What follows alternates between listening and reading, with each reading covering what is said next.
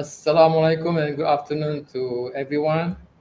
Welcome to another webinar organized by the Hashim Sani Center for Palestine Studies. And today's title is Prospect and Challenges Facing Pro-Palestine Movement and Building Strength Through Collaboration. And we have with us today a special guest all the way from Melbourne, Australia, Mr. Nasir Mashni. Welcome, Nasir. Fantastic. Thank you so much, Professor. Okay, a bit about our friend Nasir. He is the son of a Palestinian refugee, a co-founder of Australians for Palestine, a founding board member of Olive Cakes, and the current president of the Australia-Palestine Advocacy Network. And inshallah, we are going to have another guest also today to join us, Ms. Azra Banu. Hopefully she will join us soon. Now, she's joining us now. Azra. Yes. Okay, good.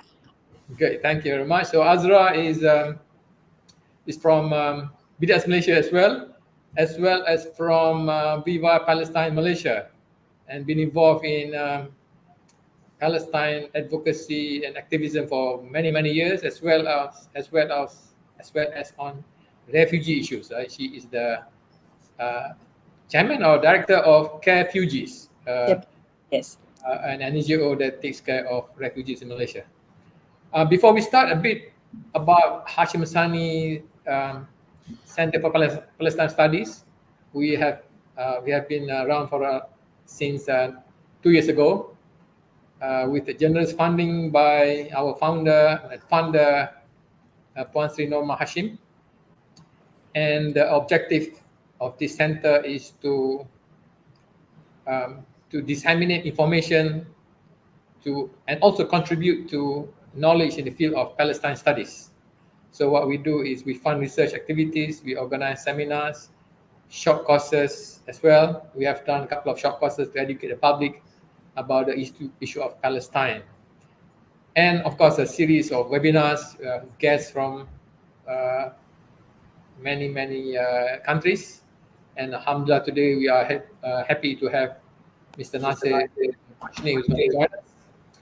And as we know now, the situation in Gaza is very sad, I would say. In one aspect, it's actually very sad. At another angle, this is opening up the whole world to the truth of what's happening over there. It's been happening for decades, more than 75 years, and many people did not know of the injustice that has been happening over there in Palestine, and the horror that Palestine have been going through since the Zionists from Europe came to Palestine to take over the country on the satellite colonial project, to ensure that they can carry out the satellite colonial project in the land of Palestine. But alhamdulillah, over the last few months, the rate of understanding among the public is very fast indeed, right? Now, the majority, you can say, of young Americans, for example, are very aware of what's happening over there in Palestine. Majority of the young people in America are supportive, in fact, of the cause of freedom in Palestine, alhamdulillah, because of what has happened. So even though it's very tragic, the number of deaths and the activities that are taking place there, but at the same time, it's opening up the whole world, the eyes of the whole world towards what's happening. But the task of trying to explain the issue continues, and it can be very challenging in certain countries. It's quite challenging in Malaysia, but I can say that from what I know, it's much more challenging in countries like Australia because of the very strong Zionist lobby over there. Among the strongest lobby in the world is actually in Australia, right? Probably much more stronger compared to in the UK, I would say, in Australia. I don't know. That's why we have invited Nasir to talk with us today. So maybe Nasir, you can start off by explaining a bit about yourself, and then your activism and the challenges that you are facing. Go ahead. Indeed. Firstly, please let me thank you, Professor Nazari, and of course my dear sister Azra, who I met at one of our events, Run for Palestine, and I found a kindred spirit, another soul who's dedicated to justice and humanity. And anyone that has met her will understand just what a power of humanity and integrity she is. So thank you very much, Azra, for connecting myself with the professor. And also to thank the Hashem Sani Center for Palestinian Studies and your institute for inviting me on. I don't want to go through the history of what's happening, because obviously that's in Malaysia, and particularly your audience, I expect that they have a very clear understanding of what is going on. But if there's any questions, we can answer that in the Q&A at the other end. What I want to talk about is what you touched on, Professor, which is the opportunity that exists. Now, we don't have the benefit of a prime minister like Anwar Ibrahim, who, you know, was very direct when he was here for the ASEAN conference with respect to the hypocrisy, the duplicity of outcomes in international law with respect to two current wars, the war in Ukraine and the war on Palestine. And your Prime Minister was very clear and articulate in explaining the concern that the global West, not just Muslims, Gaza is not an Islamic issue. We come to it from an Islamic lens as Muslims, yeah. I do as a Palestinian Muslim, and you guys do as Muslims, but also from a human perspective. If as a human being you can see children being slaughtered, men being slaughtered, women being slaughtered, every school, hospital, road, all of the infrastructure destroyed in what the International Court of Justice has already said is plausible genocide. That you don't need legal words. You don't need legal words when you see what we have seen to know what morality is, to know what humanity is, and to say, I need to do something about that. So your Prime Minister Anwar Ibrahim was very clear that in the crime that was the Russian invasion of the Ukraine, the world went to the law books. I'll just reach for one of my law books back there. And if you grab one of those law books off a shelf in the West, as soon as you get to the section which says what to do if the victim is brown, it's empty. The book is completely filled with what to do if the victim is white. What to do if the victim has blonde hair? What to do if the victim has blue eyes? Well, the first thing they did was they took away Russia's SWIFT code, so international currency transfers couldn't occur. There was a freeze on assets. There was sanctioning of ministers. There was arms assistance, moral support, and intake of refugees. The groundswell, august institutions, all the way down to local councils issued messages of support. Buildings were lit up in blue and yellow to show a connection with the Ukrainians that are suffering under a brutal war and occupation by the Russians, you know, the bad guy. That is a beautiful thing. When one sees that, the application of international law to protect a people from an oppressor, you say that's what it should look like. It's a wonderful thing that we have these mechanisms, international law and the UN, etc., to afford protection for the common man and the common woman. The challenge is, you know, 18 months later, or perhaps a little bit more than 18 months later, 19, 20 months later, Israel started the clock on what happened in Palestine, Israel, on the 7th of October, as if there isn't 75 and arguably 100 years of brutal settler colonialism that was the stopwatch back here, not 7th of October. And 7th of October has given the world the opportunity to see what racism, what dehumanization, what unfettered support from allies, diplomatically, and from the media, what that level of hate, with that level of support, how it manifests itself. And it manifests itself genocidally, which is what we've seen. There is no question. The people I'm speaking to on the ground, in fact, our orphanage, an orphanage that we built 15 years ago and had 400 children in on the 6th of October, received every attack today. We haven't been able to get a hold of anybody, so we don't know what the circumstances are there. That when you deliver and you speak to anybody there, the death toll is 50,000 and more. There's more than 10,000 missing. They don't know where they are. The current temporary pier that is being built with the rubble of buildings. And those buildings are filled with the bones of Palestinians, Gazans that were brought down in those buildings, are just being rolled out to create a temporary pier. All the while, there are thousands of trucks sitting at the Rafah border, that can just, that are within 2 kilometers, 3 kilometers of starving people. The parallels between the two, I mean, we know from a settler colonial perspective just how much worse it is in Palestine than the Ukraine, but the parallels of an invasion on post-October 7 and the Russian invasion in 2 years ago in February of 2022 are absolute. The reactions, though, are completely opposite. Instead of there being sanctions and diplomatic support and all diplomatic estrangement and denial of opportunities to participate in the Olympics and everything they applied on the Russians, in fact, we're the bad guys in the West. Now, you have the pleasure of living in a country with such a great prime minister. Azra commutes between the two, so I'm not sure how her brain copes. But we pick up the paper, and you could read the newspaper in Australia and imagine that Palestine is on the precipice of defeating Israel. If Australia and like-minded countries aren't supporting Israel, the Palestinians are going to win.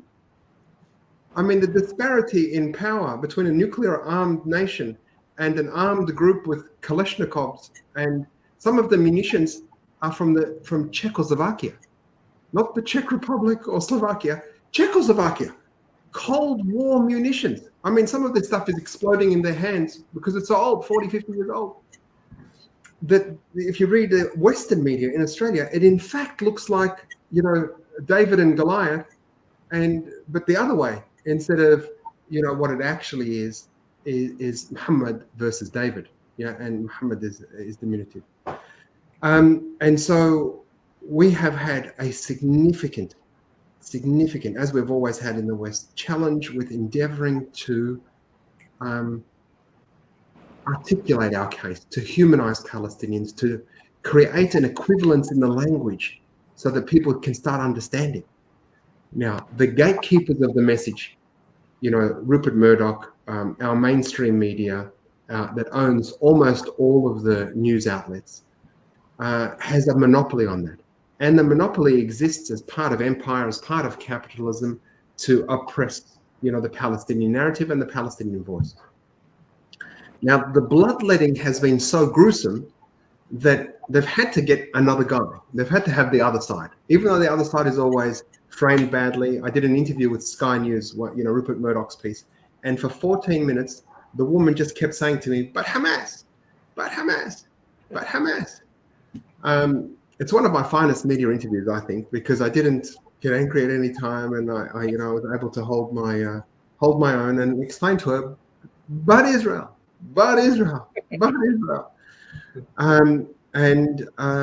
But we've had the opportunity, because they needed the other side, and we've spent more than a decade now training our youth in media and in being able to articulate the justness of the Palestinian cause, that we're now speaking to an audience we've never really got a chance to speak to. Now, they're not the audience that they're the audience that matter in the sense they have the power and they have the money. they are people 40 and over, maybe 35 and over, probably 40 and over. Because everybody that's 35 and under doesn't watch the mainstream media, doesn't buy a newspaper like we do, doesn't listen to the BBC or the ABC to get their news. And particularly like children my children's age, which are 21, 19, and 17, they've never sat down to watch the news. I remember as a child when it was 7 o'clock and the news came on, if you made a noise, you would get a shoe in the head, you know? You could not speak if the news was on. Children today, and this generation of 35 below, are now in the West receiving the news and bypassing these gatekeepers, bypassing the people that have controlled the narrative and dehumanized the Muslim, dehumanized the Arab, dehumanized brown people, dehumanized Palestinian. And so our youth today, and this is where the opportunity is, and I'm going to speak about that in a second, is engaged because they've seen the brutality. They've witnessed in 4K live with their thumbs a digital genocide. They've witnessed it, and they're engaged and they're upset. And why isn't my leader speaking about it?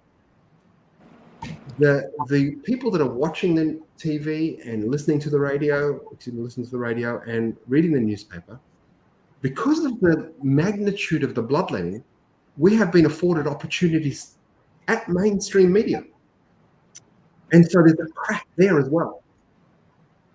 And Professor, you were talking about the strength of the lobby here, the Israel lobby.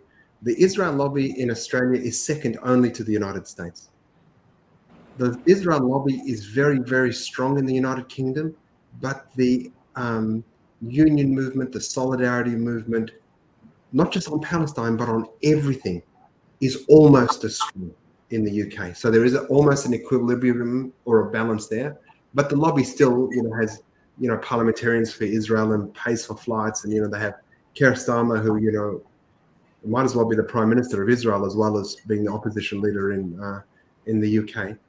In Australia, we don't have a level of union activism, solidarity activism, etc. So we are off a much lower base, but we've got a very powerful Israel lobby.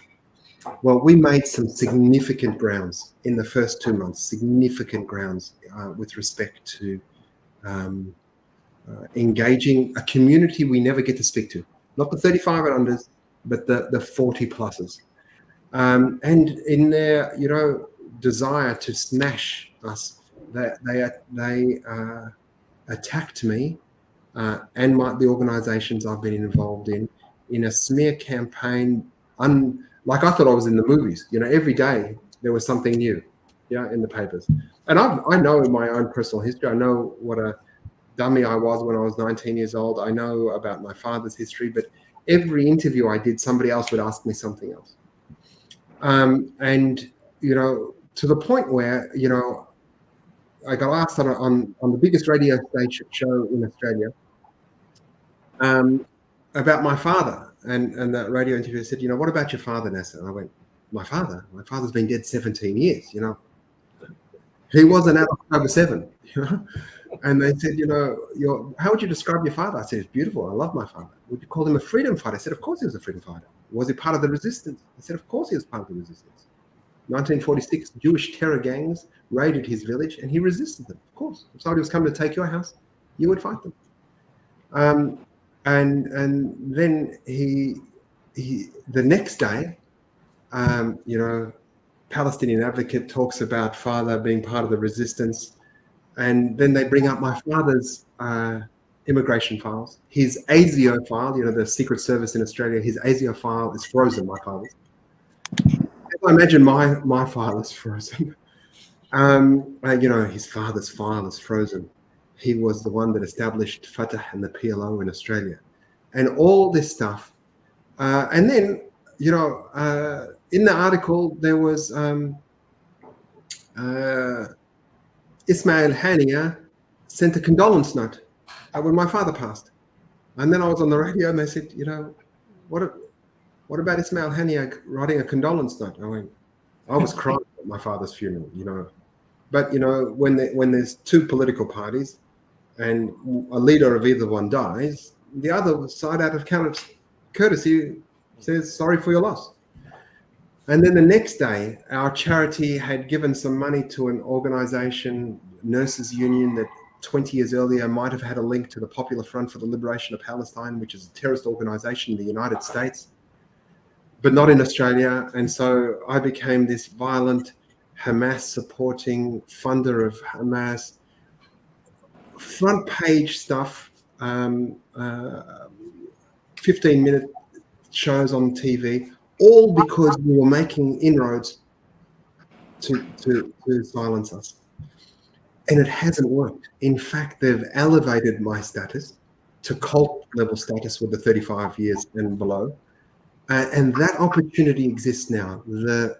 Our rallies, which are in our 23rd week tomorrow, which is the longest running series of rallies in Australian history, 23 weeks in a row, it will be tomorrow, is made up of white people, green people, yellow people, red people, every spread of we have mums for Palestine, we have councillors for Palestine, unionists for Palestine, medical workers for Palestine. The proliferation of organizations that have come out in support from their own communities. Now, as an advocacy entity, our responsibility is to the day after. Yeah, I talk about the day after. The day after is when the work starts. Here, we scream and chant and ceasefire now, and you're not representing me, or what are you doing? The day after, we need to get these people activated, or give them something to activate them to do. And the do is obviously boycott, divestment, and sanctions. We've employed a full-time campaigner. BDS Australia was a separate entity to the Australia-Palestine Advocacy Network. We've now merged resources, and we've employed a full-time person to work specifically on education around boycotts, divestments, and sanctions, developing campaigns for boycott, divestments, and sanctions, and making, we've launched this thing, the 2-minute activity, the 2-hour activity, and the 2-week activity. So depending on your ability and availability to engage with Palestine, how might you be in that? If it's 2 minutes, it might be clicking and filling in some petitions online. It might be volunteering to do something. 2 hours might be, a snap protest or a sit-in at a parliamentarian's office or some phone bank calling. And a 2-week thing might be, a more a dedicated rollout of organizing 10 of your friends to come to your house who don't know about Palestine, and we'll be delivering kits, education kits for the sponsor to teach those people so that we can build advocacy from the ground up. In the West, and I know from my communications with others in the movement around the world in the West, where we have a much harder job. And it's a harder job because of how ingrained Israel is as a settler colony here. And we talk about Anthony Albanese's reaction, Australia's reaction to the events, and the immediate jumping in support. I was asked on one of the early interviews by this, the whitest woman on Australian TV. She's so white, blonde hair, and just everything you could produce to be a white woman. She said to me, "Now, Nasser, can you understand why Australians feel sympathy and empathy for the victims in Israel?" And I said, "Of course I can understand. Australians are human beings. But can you include me as an Australian? Or is it because I look like them that you're asking me that question? I sound like us. I know I look like them. I'm an Australian too. I feel sorry that innocent people have died." Now, that's the level of discourse that exists here. So when we talk about what it is we need to do, we are having to break that down. But we are. This is where we have to really push back against the Israeli system and against Zionism and against the genocide. And we talk about settler colonialism in Australia, and it's 237 years since the colonization of Australia. But I say to people, What you're seeing in Gaza is in fact settler colonialism. There is no question this is a move out plan. This is a destroy, so it's uninhabitable plan. That this is what settler colonialism looks like. The language of settler colonialism is violence. And whether it was settler colonialism here, which was British soldiers with a musket against a spear, or an Apache helicopter or an F-16 versus a Kalashnikov, you have one person who thinks they're better with a superior ideology, perhaps a superior God, whatever they think they are, against somebody with less weaponry. And when those two meet, the suffering is here. So that's settler colonialism in there. The thing we can take away as Muslims is that the faith of the Gazans is unbroken. And you only need to see any of the videos. All you see is alhamdulillah. You know, they're thanking God and appreciating everything they've got, and understand that they are unbroken. Bloodied, there's blood, but unbroken. The challenge and the judgment, God is not going to judge them. He's going to judge us. The judgment is on us and what we will do. Thank you very much, Nasir. Very moving and also very enlightening at the same time. Can I invite Azra now to chip in, because you are very familiar with what's happening in Australia as well, because you spent many months there, and maybe shed the light a bit on what Malaysians can learn from the tenacity and innovative efforts of people over there in Australia like Nasir, and also talk a bit about the challenges faced by activists in Singapore, where you also are very familiar because you come from there as well. Go ahead, Azra. Thank you, Prof. Nasari. Yep, Nasir, I really enjoyed that commentary you did, amazing.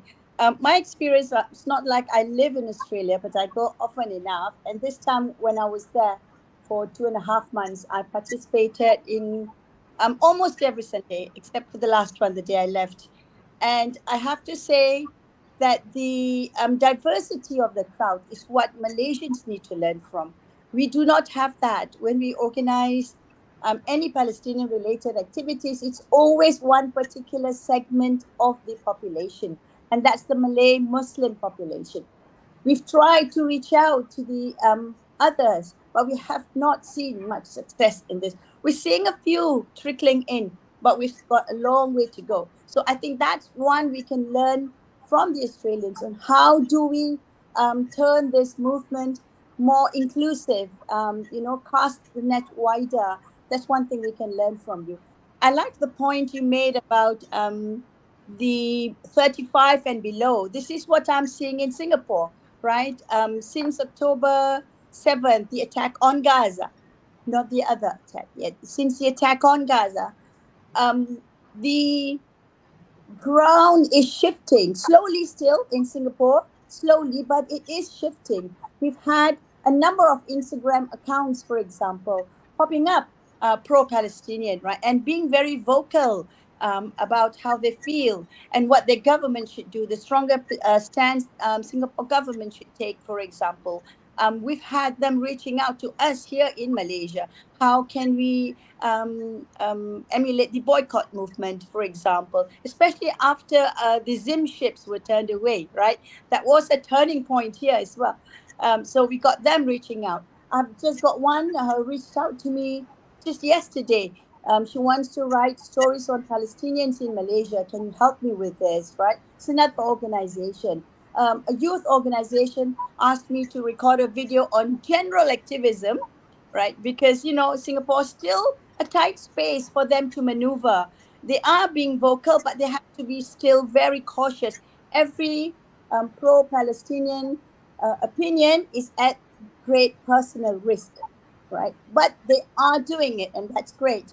I'm sure you're aware of the Ministry of Education Singapore's lesson to educate the students on the Palestinian issue that began from October 7th and ignored everything that came before that, right? And that received tremendous, huge backlash from the public, from parents, not from teachers, because they're civil servants, they're tied, their tongues are tied, but there was huge backlash from parents, so much so that it had to be addressed in local podcast programs. And recently, the foreign minister was in West Bank and Israel. And if you notice, he visited West Bank first.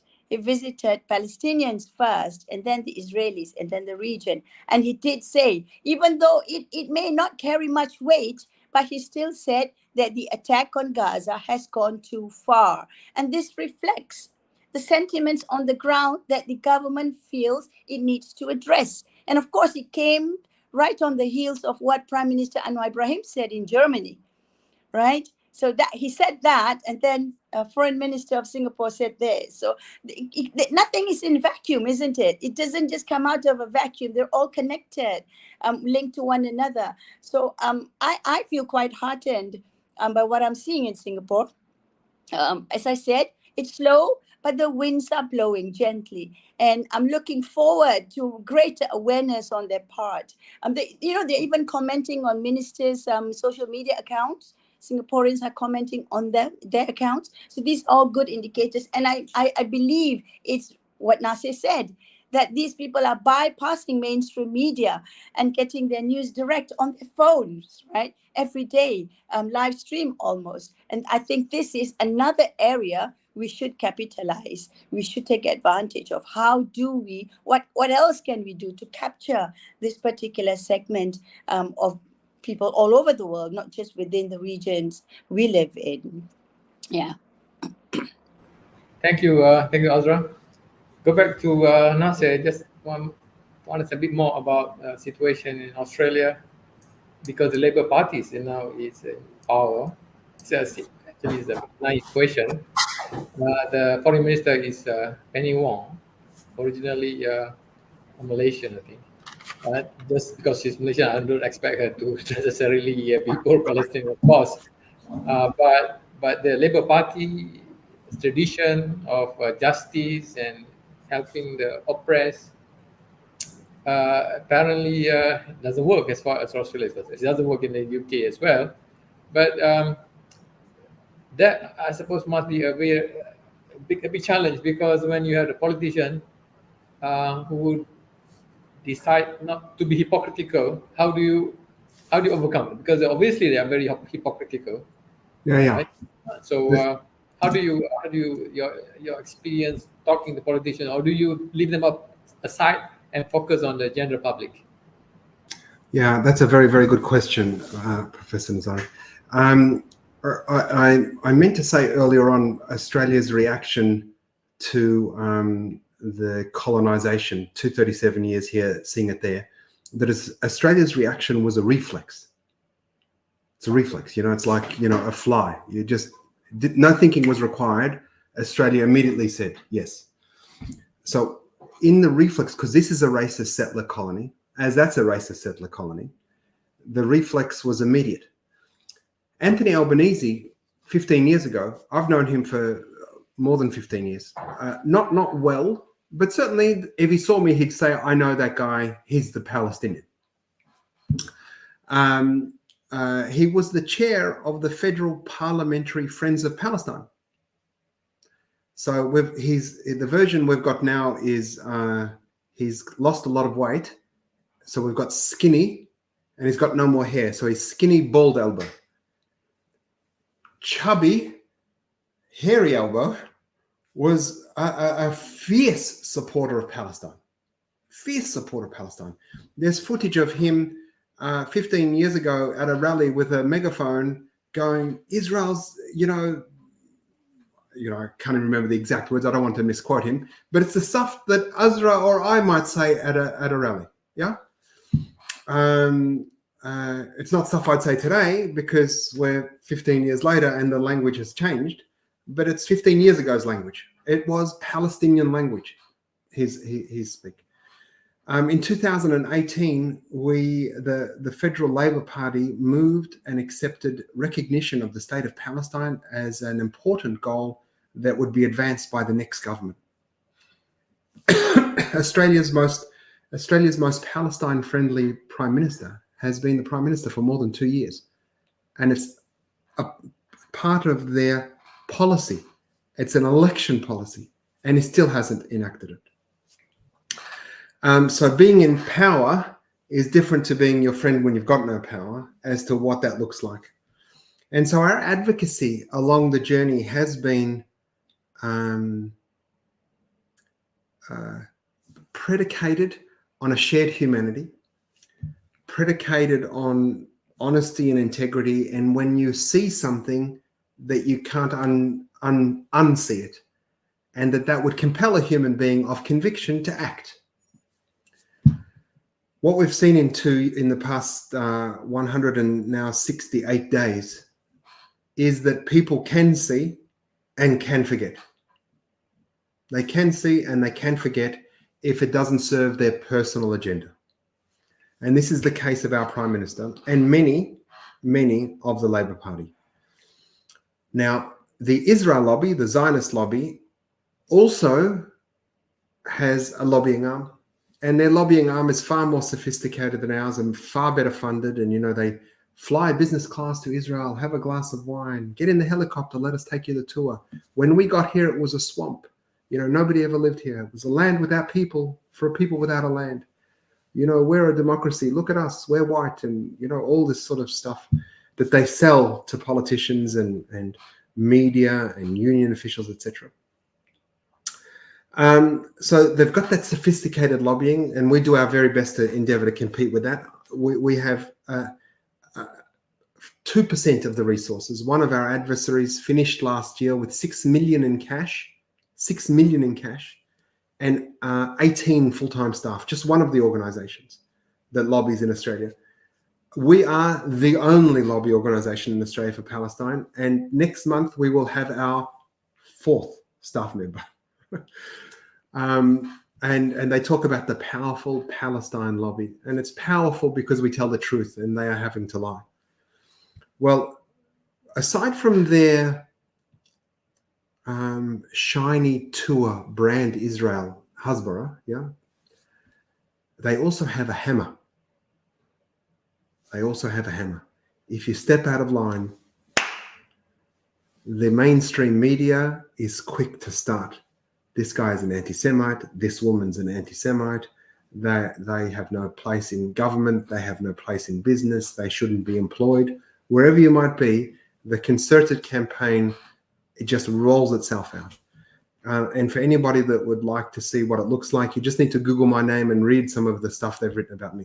I've learned some stuff about me. I thought I was a pretty good guy, but apparently I'm almost the devil. That if you have a look at what they have is the sugar, but they also have a hammer. We don't have a hammer. The Palestinian lobby, the Australian Muslim lobby has no hammer. Which is not to say we're not going to get a hammer, that we can't get a hammer.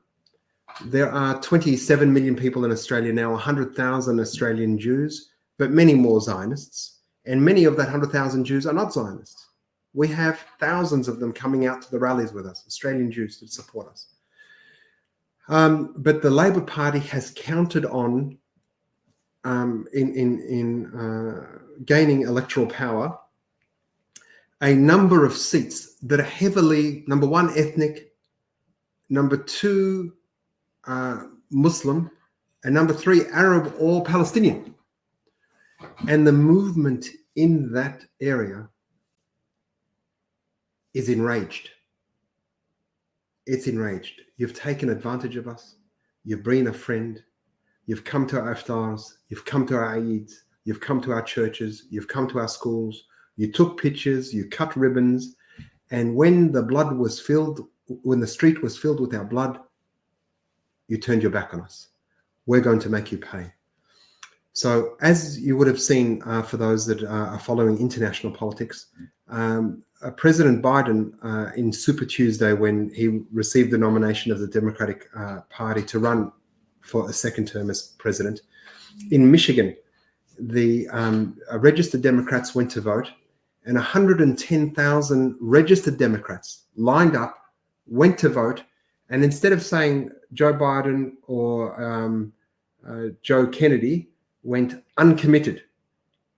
And Michigan, they call it, the Wall Street Journal after that vote called it the jihad capital of the United States, because all the Muslims had not voted for Biden. Now, Trump won Michigan and he beat Hillary. Biden won Michigan and he beat Trump. So Michigan is, they're really worried. Go to the United Kingdom, and George Galloway just got re-elected into the UK Parliament and ran specifically on a Gaza ticket. And he won. And for those that remember his 2006 interview when Israel was going into Lebanon, check out his interview from 2 weeks ago. It's almost as good. He's still in very fine form. Yeah. And so we have a federal election that has to be called by May next year. It won't happen before November this year because of, some state elections. There's a Queensland state election, Tasmanian state election. They don't like to do anything around sports events, the Olympics, the football, etc. There is, between November and May, going to be a significant reckoning for the Australian Labor Party, which will be the first time that our community, and I'm calling them the Arab, Muslim or Christian, Arab, Muslim, who are not Arab, the Muslim community, Arab, Muslim, and others, AMOs. And the others are people who are just seen an injustice and can see a government that is not reflective of their position and is outraged and wants to vote. A poll we did a couple of weeks ago said 30% of people are going to decide their next federal vote based on the language around Gaza. 3 in 10 people. But things are hot today. How do we keep them hot for this long? And how do we make sure that there is a hammer to the Palestine lobby? This will be something where we'll be looking to. Well, I know over there in Australia, the Alternative Party is vocal for Palestine. Is the Green Party, right? The Greens, that's correct. Yes. But the Green Party, will they be able to get enough votes to send people to Parliament? I think because they are popular, but So no first-term government in 100 years in Australian democratic history, no first-term government has not been re-elected. Okay. But number one, so that's a good thing for Albanese. Number two, they've never gained seats. So currently they've got 80 seats and you need 76. If they lose 3 or 4 seats, they'll be in minority government, which will mean that they'll have to form have to do a coalition. Okay. And the natural partner will be the Greens, because theoretically they're left. And the Greens' position on Palestine it's as if a Palestinian wrote it. I'm not going to say I wrote it because that would be unfair, but it's as if a Palestinian wrote it. It calls Israel an apartheid state, accepts boycotts, divestments, and sanctions, accepts that Palestinians have a right to armed resistance, accepts that the internationally accepted right of return. The Palestinians have a right to return. So the principles of the Greens Party with respect to Palestine is very robust. So, inshallah, you see the future that they may be able to influence the foreign policy of Australia in the future. Professor, I would like for our community to put their own candidates up. Okay. One of the challenges we've had, and when I say our community, I'm going to extend the our from Arab, Christian, Muslim, non-Arabs, others, to refugees, immigrants. Okay. All of us, others, not Anglo-Celtic, Anglo-Saxons. Okay. We have given up and ceded leadership to those that were here. Gaza 23 is an opportunity for all of us to say, well, if we are 50% of the population has a parent, at least one parent born overseas, in Australia, 50% of the population. So that means 50% of the population isn't white. So the parliament should be 50% brown, yellow, green, red, whatever. It should not be all these white guys with a sprinkling of white women. So I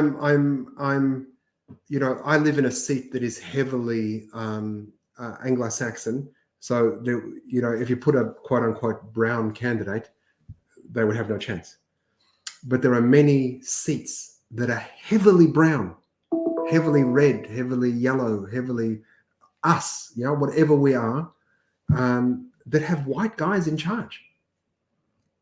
They should go out. We should have a Vietnamese, a Malaysian, a Singaporean, a Lebanese, a Turk. I mean, a Greek, an Italian, somebody. I mean, Anthony Albanese is Italian, but there's not much Italian in him.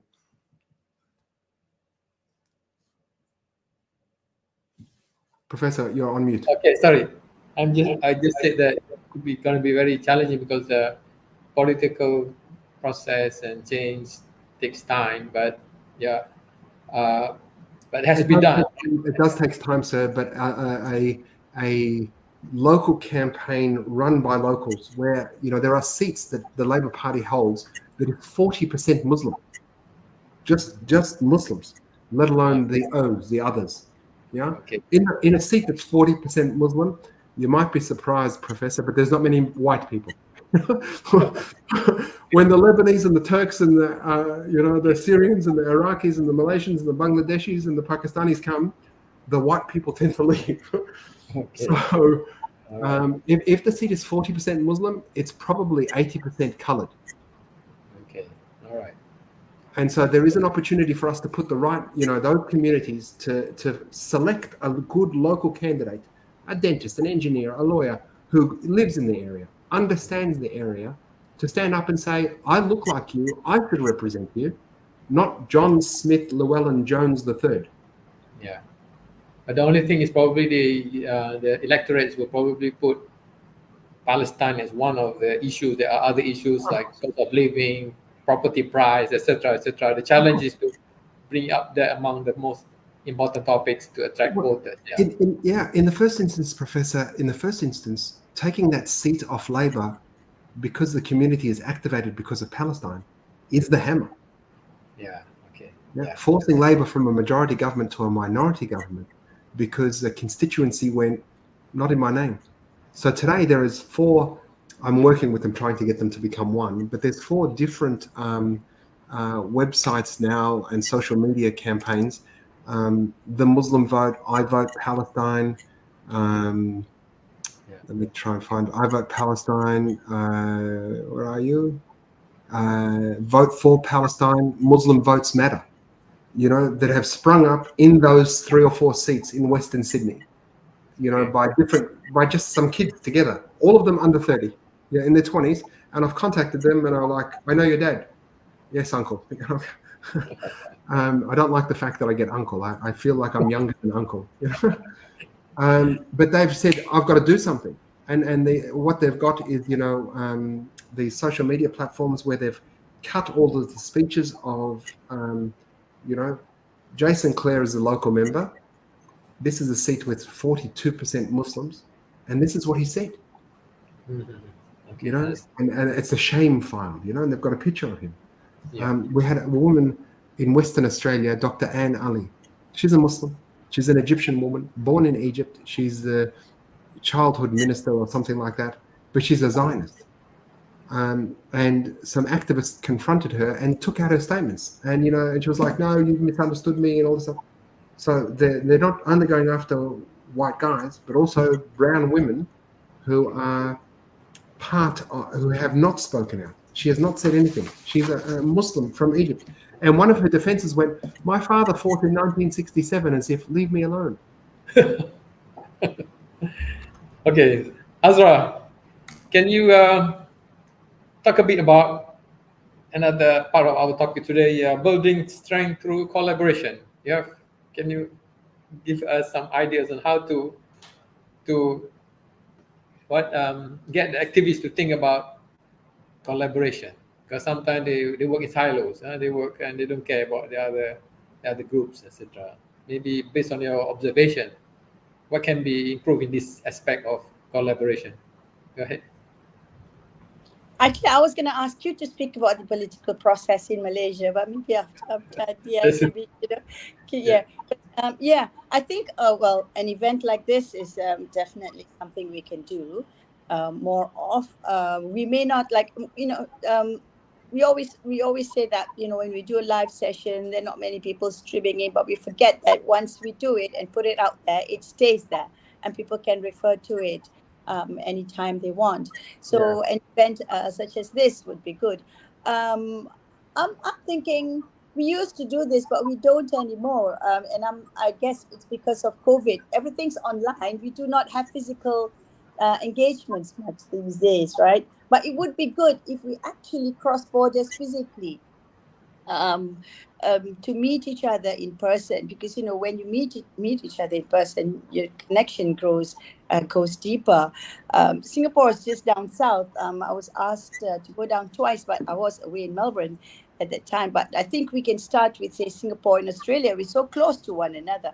New Zealand is another, slightly further away, New Zealand, right? But we do have comrades in New Zealand who'd be happy to come over and have us over. And I think this is where I feel we should start. I mean, online sessions are good, but I feel physical engagement is equally important.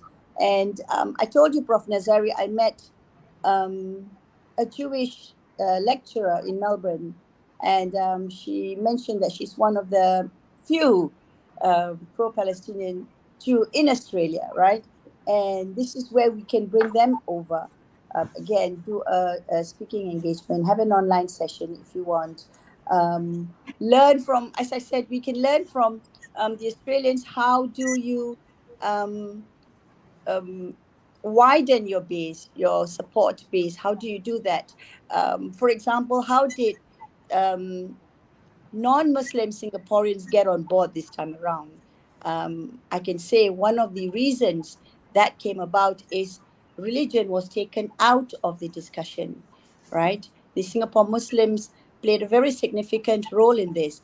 When they talked about what's going on, they didn't turn it into a religious issue.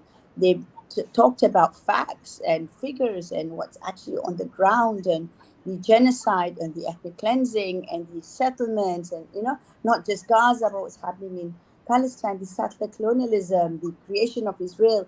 So this is where I think knowledge sharing is good. What's working for Australia, what's working for Malaysia, what's working for Singapore, bring that together and see how we can adapt it within our own context. Probably this is another area we can explore. Mm-hmm. Yeah. To add to that, Professor, please, if I may, one of the things that we've endeavoured to do in the rallies in Australia is have a solidarity speaker. So we have an Indigenous speaker open, and we perhaps out of the 22 rallies so far, we've had 17 Jewish speakers. And we have, of course, Palestinian speakers, but we always make sure we get one solidarity speaker. So we've had a Uyghur speak, and we've had somebody from West Papua speak, and we've had somebody from New Zealand, Aotearoa, speak, and we've had somebody from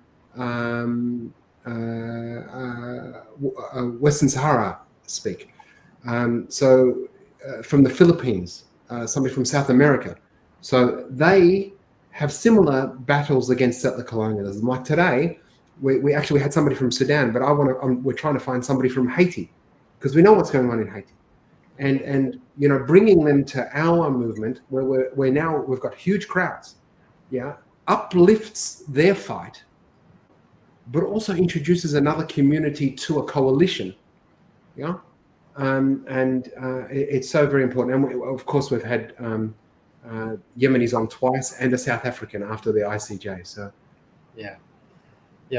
Only thing is, I received a message recently about Yemen. Apparently, Yemeni's politics quite complicated. Also, there are different sects over there. So one side is actually against the Houthi, so it can become complicated. So we want the people that are pro the blockade, pro the blockade. Now, for our last, we have a few more minutes left. The BDS network, this is very important, and got to know the fact that you have merged. BDS now very important in Australia. I don't know if it's very popular yet. No, I don't know if it's very popular, but it will be in a few weeks. Oh, in a few weeks, okay. But one of the things that impress people is when they see that the movement is coordinated and globalized. When people hear that, they get excited. They get excited to be part of a global movement. They don't want to be part of a movement which is local, talking about local issues from a local angle, and then merge with local politics. That's happening a lot in Malaysia, right? Very localized, very parochial, and then becomes quite racist. But once they see that this is a global movement and also strategic, etc., right, globalized, they see that it excites them. They see potential ahead. So the BDS is very important platform, I think, for us Absolutely. to capitalize. Look, The only thing is that one country which is very near to all of us is Indonesia,